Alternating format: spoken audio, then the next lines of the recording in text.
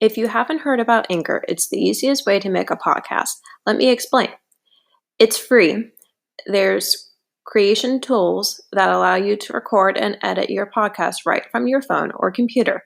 Anchor will distribute your podcast for you so it can be heard on Spotify, Apple Podcasts, and many more. You can make money from your podcast with no minimum leadership. It's everything you need to make a podcast in one place. I love Anchor because it's really easy to use, very accessible to record your podcast, and has excellent sound quality.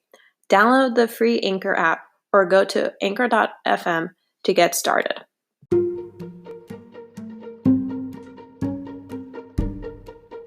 This is Jennifer Purcell, aka Ever-Changing Butterfly, bringing to you Living with an Invisible Learning Challenge, where we will discuss the challenges and triumphs of those with NLD. Today's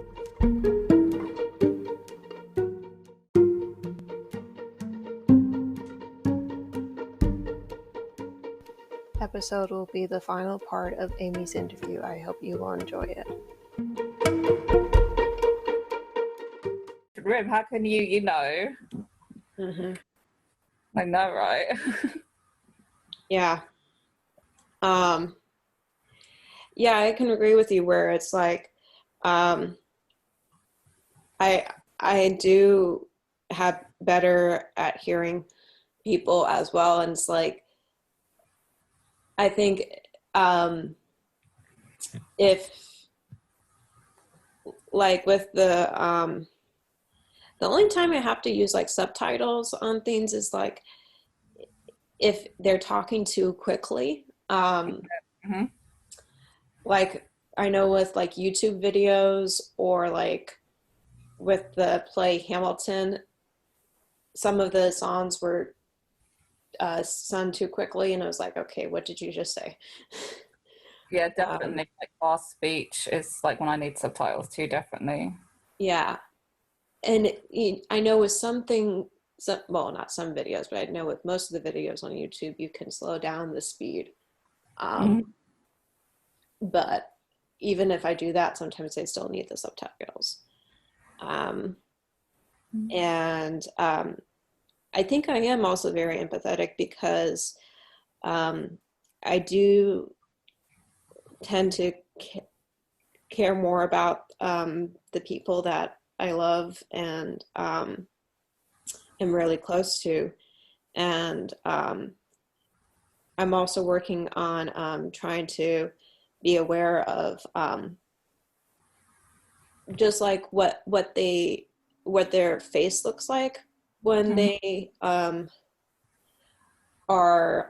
needing something, because I know sometimes, at least for me, and maybe this is true for other people who have NLD, that sometimes it's hard to know what a facial expression is conveying. And so if I can pick up on that better, it's easier for me to know how to ask them automatically when they need help or if they need something. But yeah, I'm usually very good at being able to be there for them, and being able to, like you said, drop anything and be like, hey, I'm here for you, whatever you need. And just like know that if they want to talk about it, they can, but they don't have to, sort of thing. Definitely. And I also realized that, like you said, this kind of goes back to the directions piece. I'm good at doing it if I've done it a lot. And when I was studying abroad in Norway, I got really good at navigating the metro there. It's probably not called the metro, but you know what I mean. And I was there for 6 weeks, and I think I only took the wrong line or direction once, and I realized that I took it right when I was on it and it came to the wrong station. And I was Mm-hmm. like, oh, oops. Mm-hmm. So I got off and I went and took the right direction. Um, so, you know, I was able to quickly fix it, which was good because Mm-hmm. I think if you don't do that, then sometimes you can get lost. Definitely. Um, so the next question is there something you wish the world would know more about NLD, Amy? Um, just that, we have our strengths, and a lot of people, like not just NLD, but anyone with a difference or learning challenge, has weaknesses, of course, but we also have strengths as well. So don't focus on focus on our strengths, because like we will just talk about our strengths right now, and we have so many of them, and we have so many good qualities.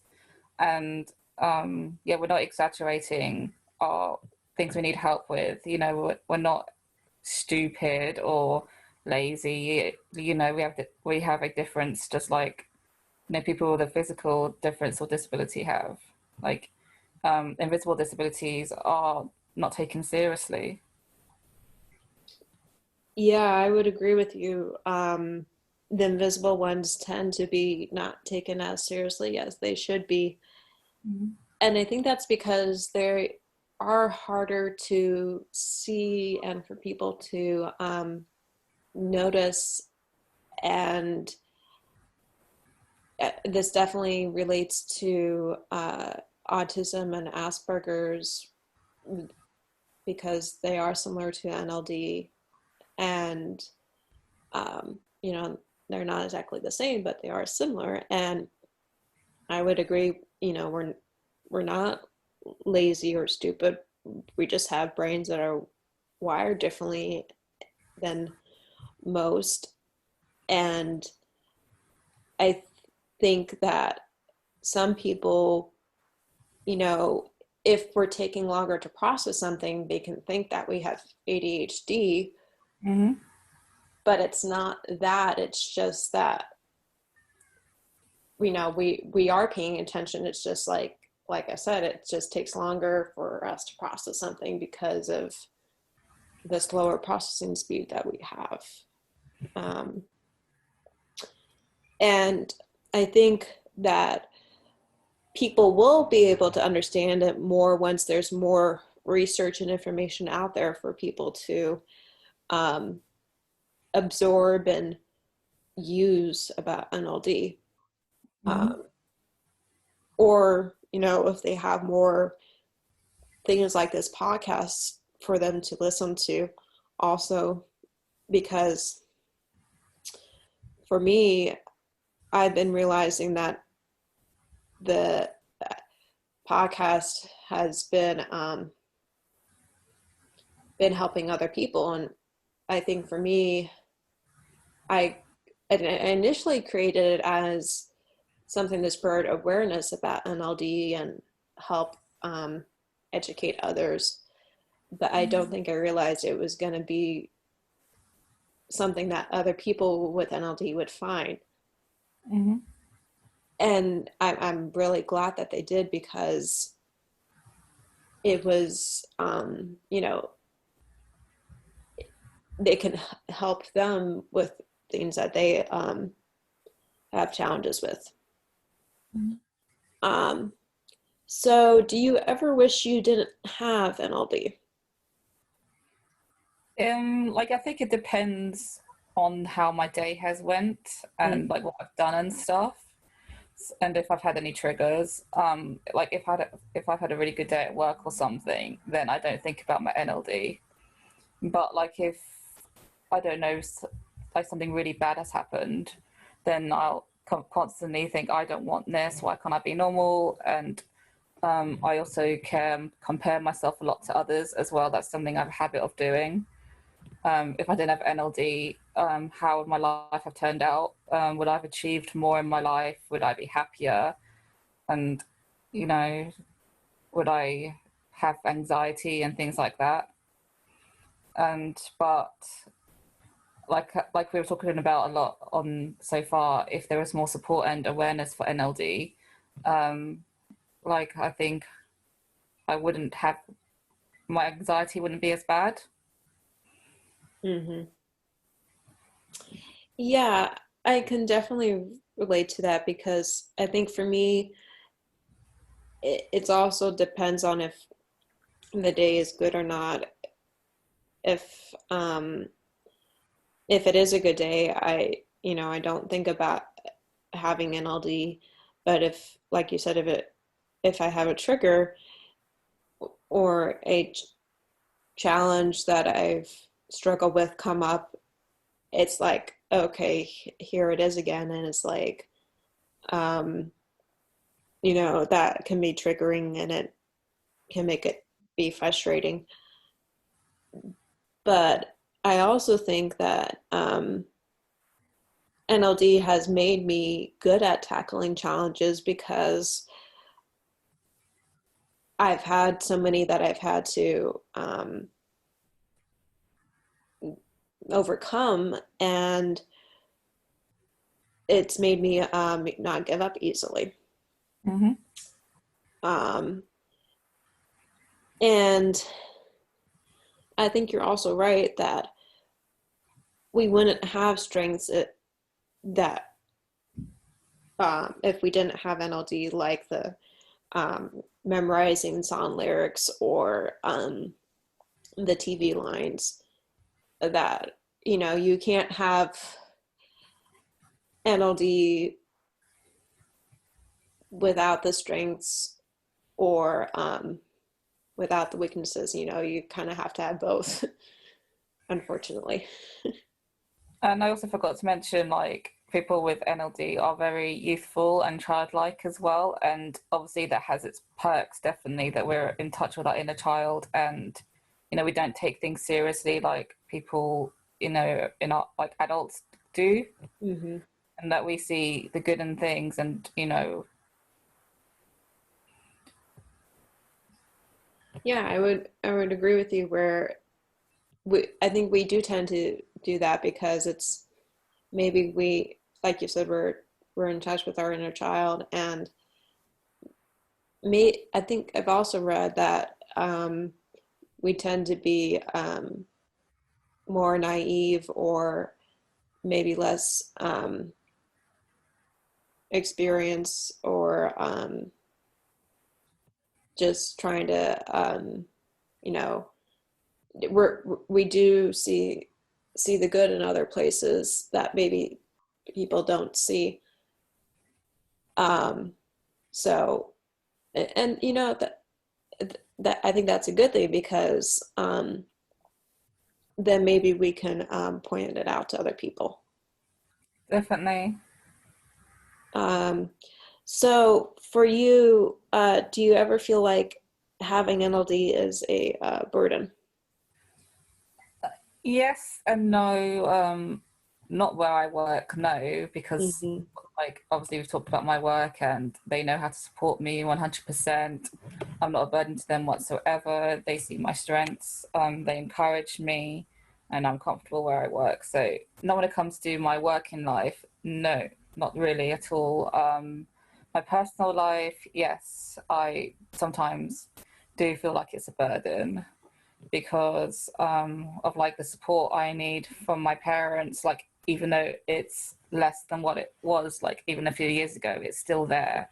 And like I am an adult and I should be 100% independent. And like I do feel like I can be a burden on my friends as well sometimes because I can be quite clingy and I can be quite emotional. So sometimes like I just want to talk and talk and talk for a really long time, and they may be tired or they may be busy. So like I can feel like I'm a burden on them. Yeah, I can definitely relate to that where um I feel like I it's probably not a burden where I work because they they do know I have NLD and they can help me with it, but I think sometimes it can be frustrating because it does take more time for me to learn things. But they definitely are willing to help me there. And they do think NLD is a good thing because sometimes I notice things that other people wouldn't. And that, like the small details that sometimes are overlooked. And I think for my personal life, it might be seen as a burden, but maybe that's just the way I see it. You know, I think that I know that my I tend to maybe talk too much to my friends or my my people, my family, and I think that's because sometimes if I'm not paying attention to the body language, or if I don't know how to understand it, then it's like, okay, are they interested in what I'm saying, or are they, like you said, maybe they're bored or tired. And if I'm not able to tell that, then I may not know that I need to stop talking and let them talk more. Um, Yeah. and I think when that happens, I just try to pay attention to, like, okay, how much have I been talking, and try to just stop myself talking and let them, you know, talk for Mhm. a little bit. So, what do you think you would tell others who have NLD as motivation for when they get discouraged? Um, I think I was talking about empathy as well. Like our empathy towards others is, I think, one of our biggest strengths because we know what it feels like to have prejudice against us and to be discriminated against. So we have a lot of empathy for other like minority groups as well, like people with other challenges and yeah, like LGBT plus community, and things like that. So and that can be used in the workplace as well if you want to go into like I don't know, some kind of like care services, social care, teaching, anything like that. And it's also obviously being empathetic and being in touch with your emotions is good creatively as well, like with writing, art, and music and anything like that. So Yeah. yeah, focus on your strengths definitely and use them to your advantage. That's what I'd say. Hmm. I would agree with you. I think that definitely the empathetic piece is something to focus on because, um, because like I mentioned before, our brains are wired differently. It makes it easier for us to understand um, why it's harder for other people like us to, um, I guess you can say, just basically, live life and be able to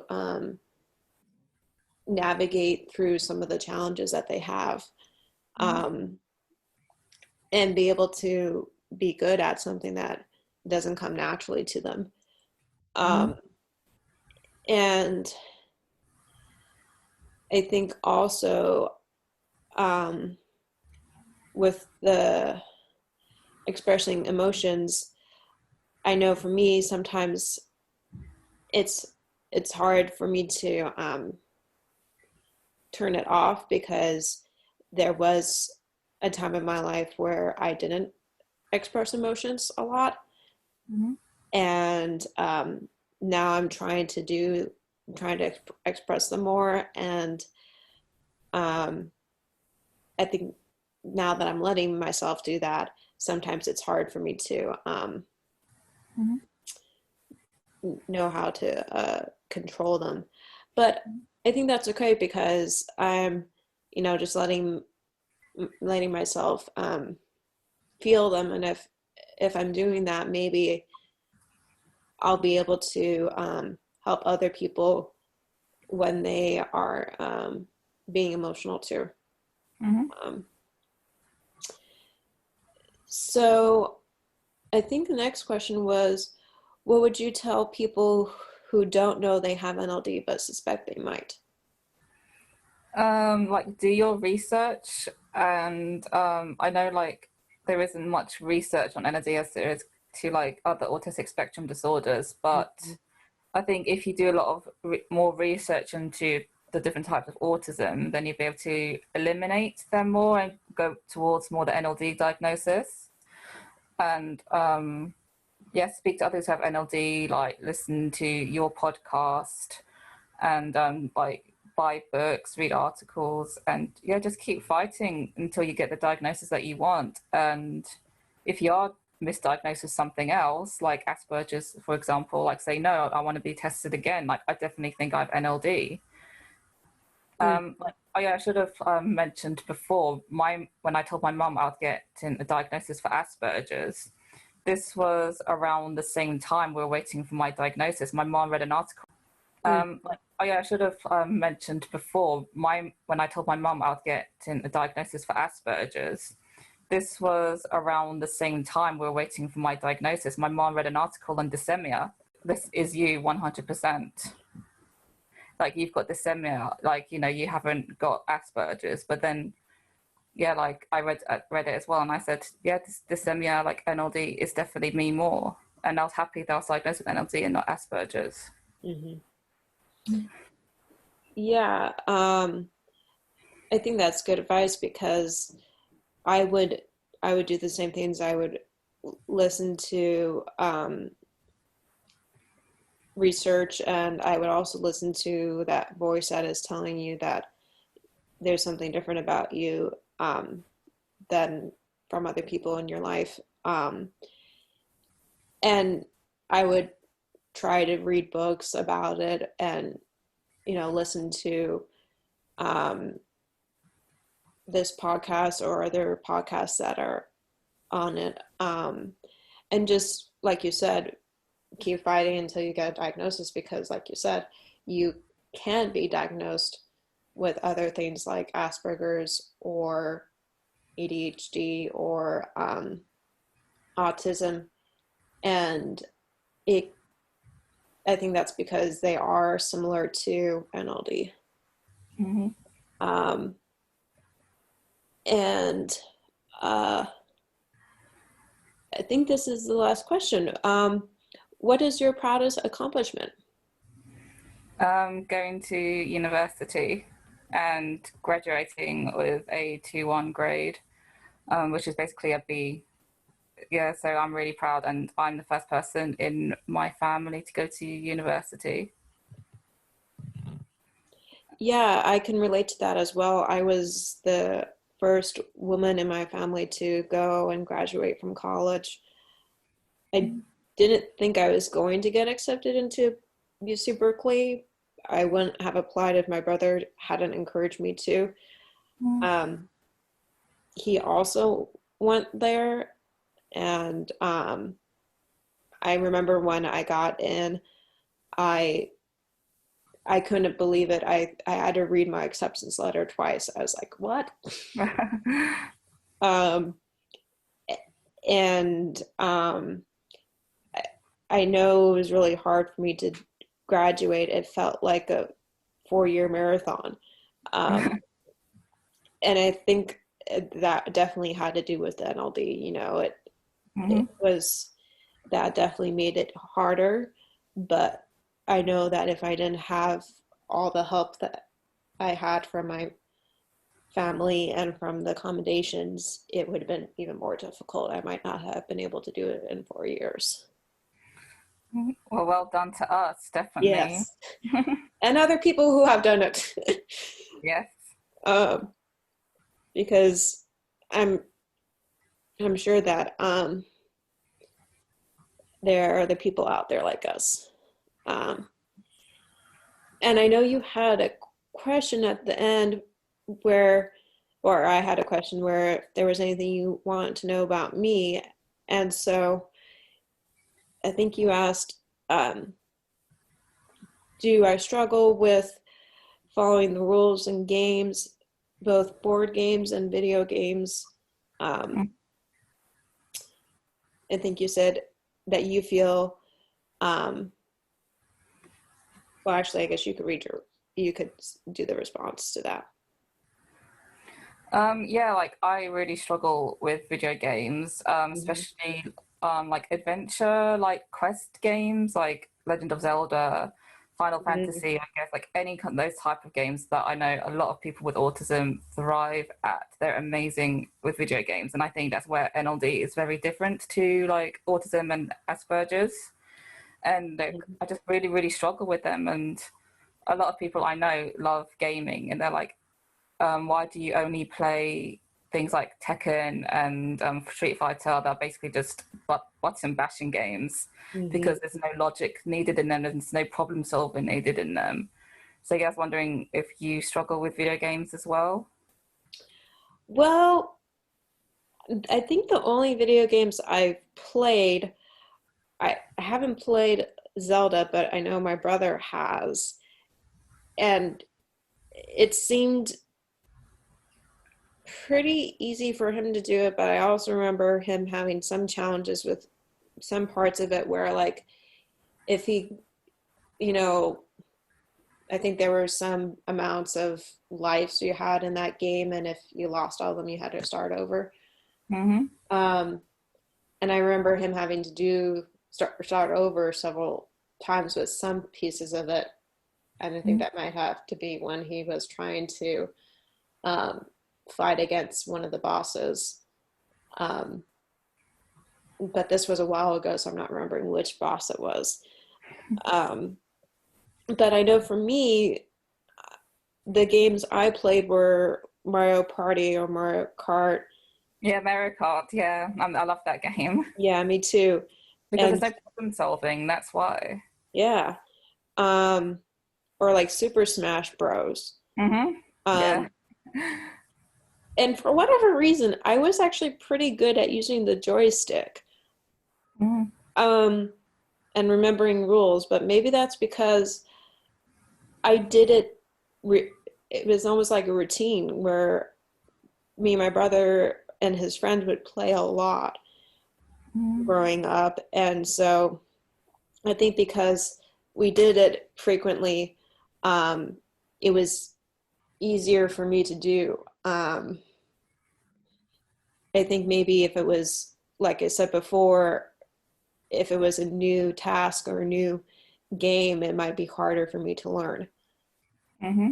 Um, I know one game that I have challenges with. I don't know if you've played this before, but it's called Pictionary. Yeah, I don't like Pictionary either. Yeah, I think it's because I'm not very good at drawing. Yeah. And it's like whenever I'm trying to draw what you need to for your partner to guess, it's like I have it in my head, but I can't draw it well in order for them to guess it. And um, when we were recently playing that with my family, they actually felt like I was doing better than I did. And me and my brother, because we do kids against parents, Mm. and me and my brother actually won. And so it's like, okay, well, we did something right. Yep. um, but I think maybe the drawing piece has to do with the visual spatial skills. Definitely. Yeah. Um, because I know for me, um, I'm trying to get better at those because I don't want to, when I was driving, which I recently learned when I was 22, I have gone into some car accidents and I don't want to get into them again because those can be dangerous. Mm-hmm. And what I'm trying to do now is just be aware of how much space I'm taking up when I'm carrying something so that I don't run into things. Mm-hmm. And I think that's good because then I'm more aware of my surroundings, which is a good thing to be aware of. And that's definitely something that you have to be aware of when you're driving. Yeah, of course.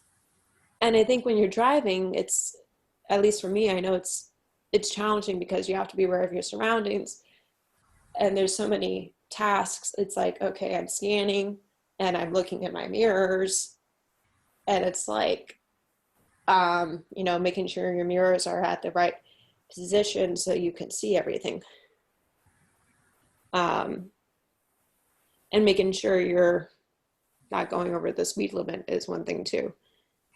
Of course. Um, so, or like if you would be in Europe, you're not on the Autobahn, um, which I think is, if I remember correctly, you can go very fast on that, Yeah, probably can. um, which would not be safe. No. Um, but yeah, is there anything else that you want to um, share with the listeners before we wrap up? Um,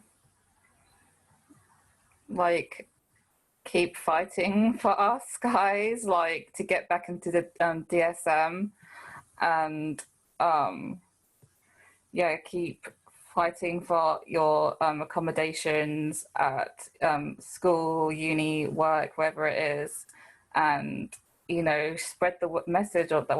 Tell people what NLD is, and just make sure that they listen to us, and yeah, that we're not making up our symptoms or exaggerating our symptoms. Our differences are exactly the same as everyone else's.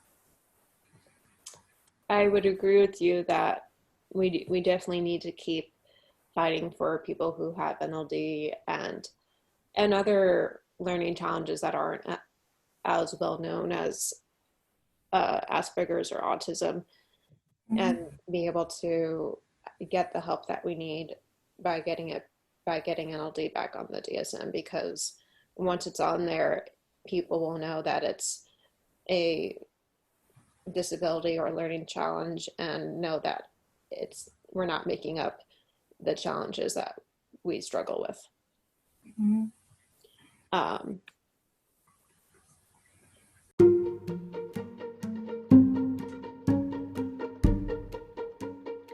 I hoped you enjoyed hearing more about Amy's and my life with NLD. I would like you to journal about your gifts and differences. See if there is a way that you can make that difference become easier for you to do than it originally was. Also, feel free to email me if you want to be interviewed for this podcast or got some ideas for topics. I'm always open to suggestions. Please email me at livingwithnld@gmail.com. I will include that email in the podcast description.